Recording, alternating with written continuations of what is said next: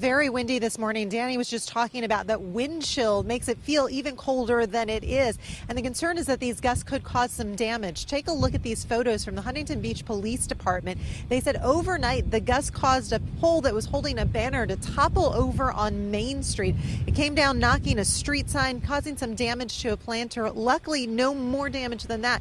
But that is the concern, is that wind could take down trees and poles throughout the Southland. Take a look at this video from the Inland Empire yesterday. We actually saw the gusts take down some big rigs. We tell you all the time when we have these gusty winds that high-profile vehicles need to be cautious, especially when tractor trailers are empty in the back. This one went down on the embankment over by the 15 and 210. We also saw those strong winds in the Inland Empire take off part of a roof of an apartment complex that was in San Bernardino.